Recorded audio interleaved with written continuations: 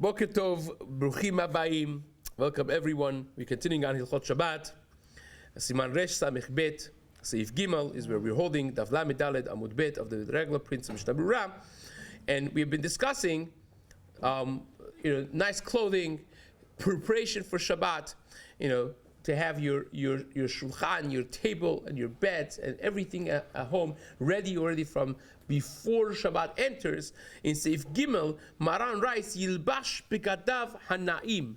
You should wear your beautiful clothing, and this is again straight up from the Gemara in Daf Kuf Yutet Masechet Shabbat. V'yismach b'biyat Shabbat. You should be very happy when Shabbat comes. Of course, the Arya Kadosh and his Talmidim used to go to the field and, greet Shabbat from the west and so on and so forth. Kabbalistically speaking, that's what many people do still. Nowadays, V'yismach b'biyat Shabbat. You should be joyous for Shabbat coming in. Kayotze lidkrat hamelech. Like a person that's going out to greet the king himself. V'chayotze likrat chatan v'kala, like a person that's going to greet the chatan and kala. This is an exciting moment in the week when Shabbat comes in. Shabbat is our ultimate connection with HaKadosh Baruch Hu during the week, and therefore is something to be very, very excited about. V'chayotze, and again, this is Shulchan Aruch, this is halacha, not a sefer musar. But it's part of a Jewish conduct that you wear your best clothing and you go out to excitingly greet Shabbat. The Rabbi Chanina Me'atif, the Gemara tells us how different Tanaim v'Amoraim would greet Shabbat in a very special way. Rabbi Chanina would wear his beautiful clothing. V'kai b'panyat ba'al Shabbata, he would wait standing there to greet Shabbat properly. Again, this is many of the Temanim, even nowadays they do the same thing. They do talit, they do ituf talit in the time of Kabbalat Shabbat, like the language of the Rambam, because again, Temanim, even up to today, they follow their code of Jewish law, basically is the Rambam. And Rambam in Perek Lamed, in Hilchot Shabbat, in Halacha Bet, he says this. So therefore, Temanim, many of them even nowadays, they still have the same minhag that they greet Shabbat like that they're mitatef b'tzitzit, and they sit with koved rosh, meyachel la'akpalat penei Shabbat. They wait to accept Shabbat excitingly, and that's the language of the Rambam, which the Temanim still do nowadays. Ve'amar, and he would say, again, this is Rabbi Chanina that would, dress himself properly, wait there for Shabbat to come, and he would say, "Bo'u v'netze likrat Shabbat marketa." Let us go and greet Shabbat, who is like a queen. Rabbi Yanai Omer, Rabbi Yanai would say, "Boi kala," right? That we learn the boi kala that we say in Lechadodi. It's straight from the Gemara there in Daf Kuf Yutet.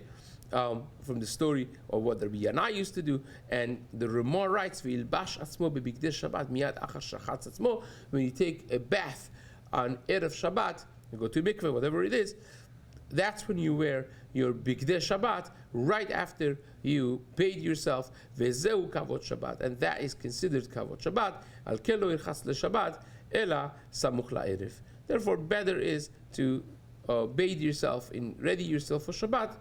Closer to Shabbat, closer to the evening time. This way, you cover yourself with Bigdei Shabbat right away after that. So that the Mishna Berura comments that when you wear your Bigdei Shabbat, it should not be only for Friday night or Shabbat morning. You go with them until Motzei Shabbat after Havdalah. So two things here. One is many people have this thing of like a Shabbat afternoon. It becomes all of a sudden the tie disappears, right? It becomes more of a casual dress.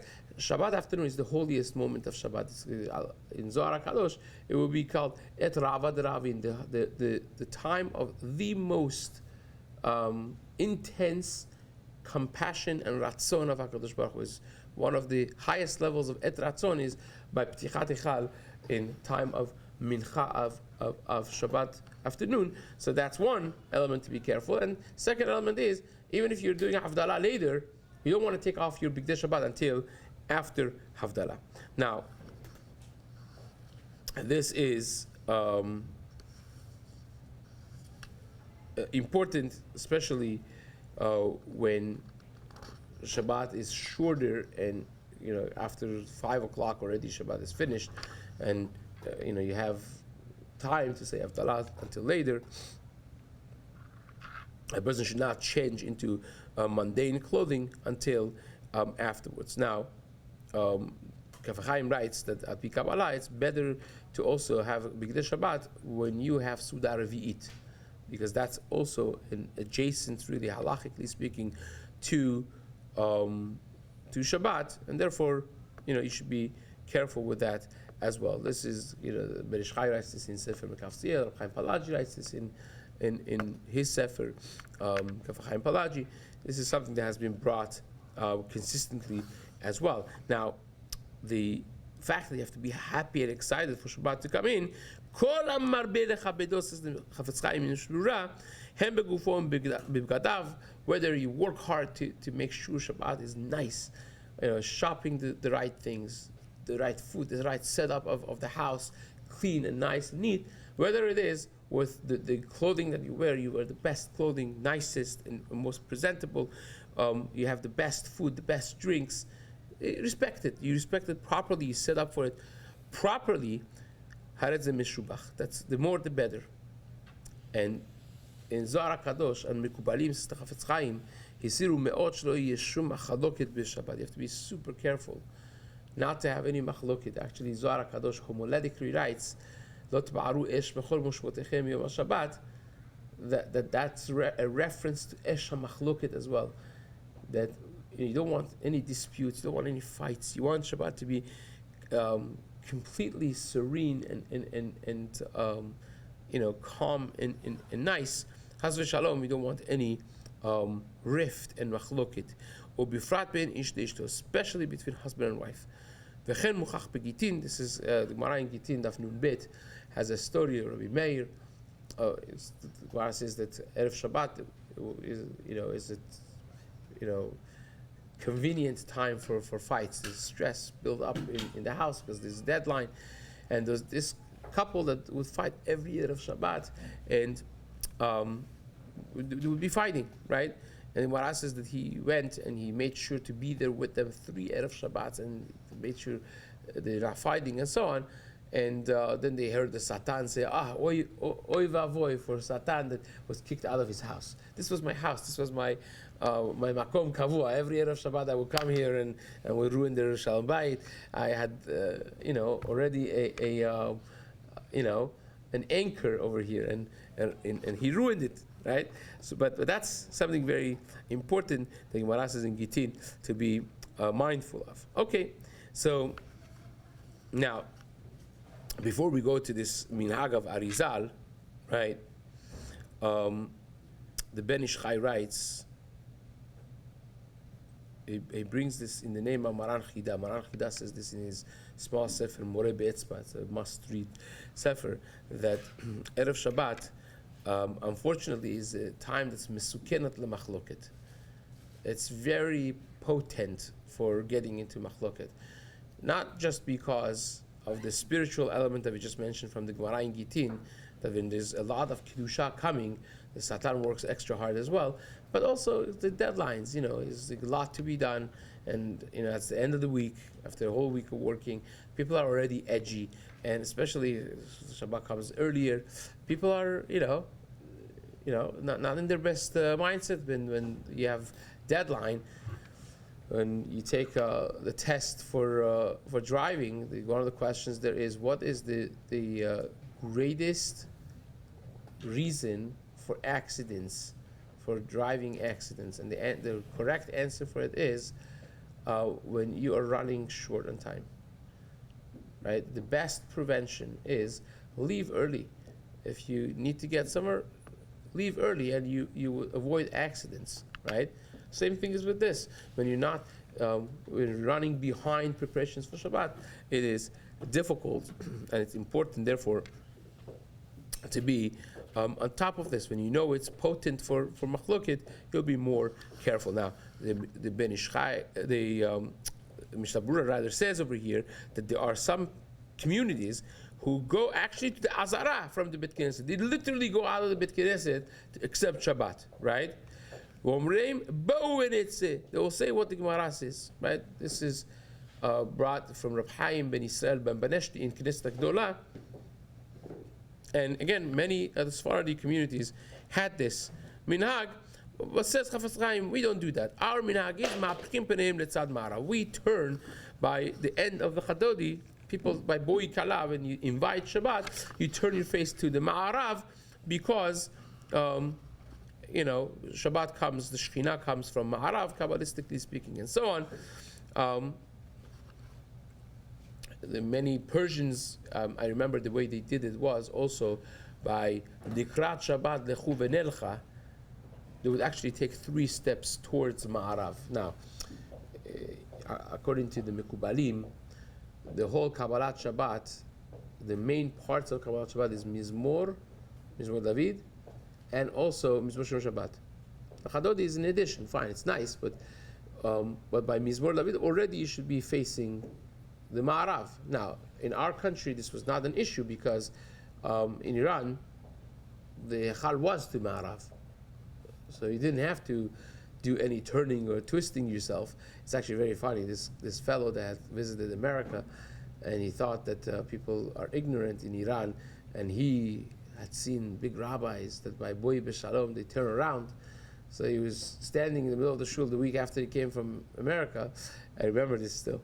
Standing right in front of me, and by Boi B'Shalom he turned around. The whole shul is facing Ma'arav, and he's facing the Mizrach, like Aver ben Chatanim. Like, I was looking at him like imbecile, like Meshuga.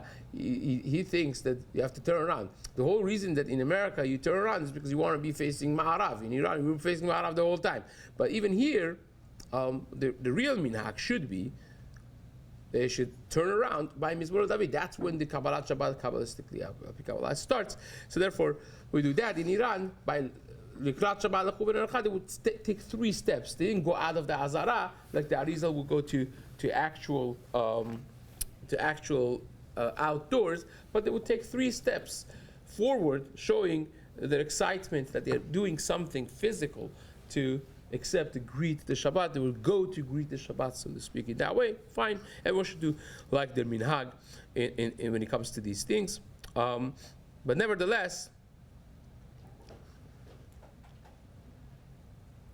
the Chafetz Chaim says, "Na'agu shelo lekabel et Shabbat b'yom HaKippurim shechal b'Shabbat."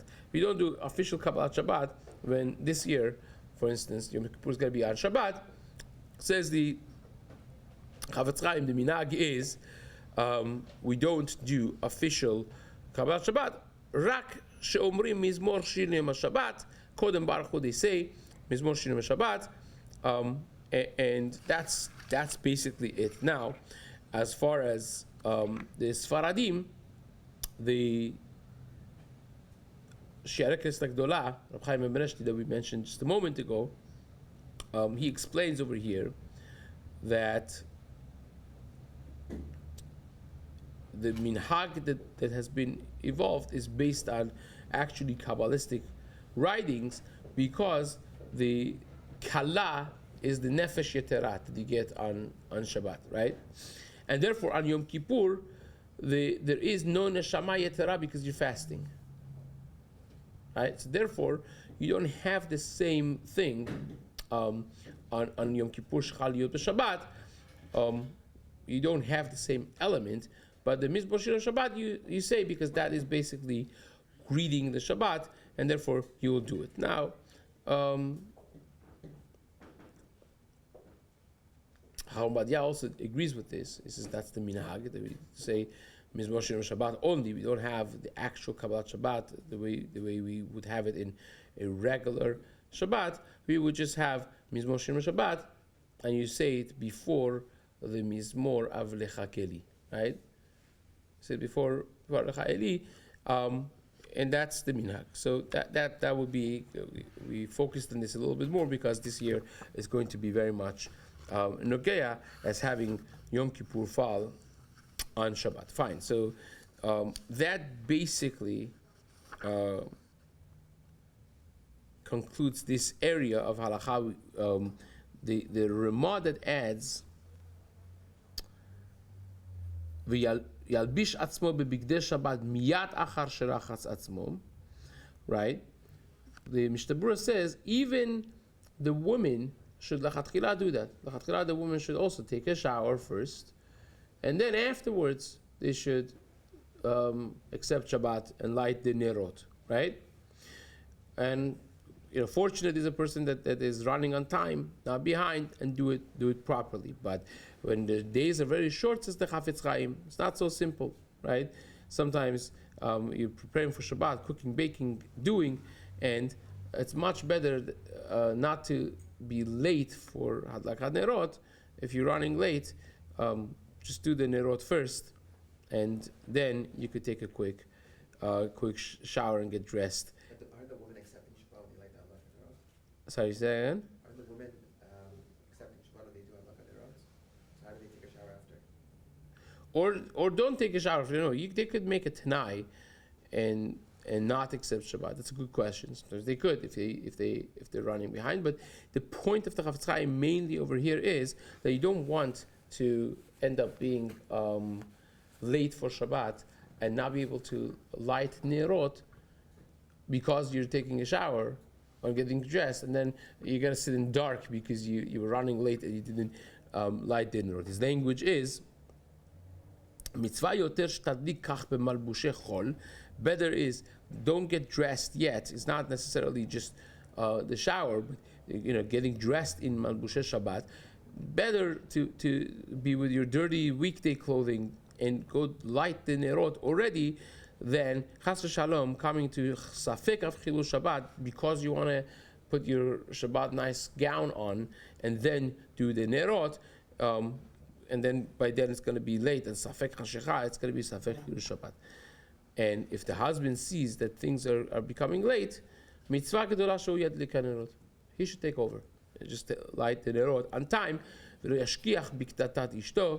shouldn't care about what the wife says. If she wants to be, sometimes things are running late. You can't take a chance of Chilul Shabbat with, with prioritizing whose mitzvah it is, which is the mitzvah of the wife. Wife should be doing that. But if one Shabbat things are not normal, so then he should take over and chas v'shalom not let Chilul Shabbat come to his house. Fine.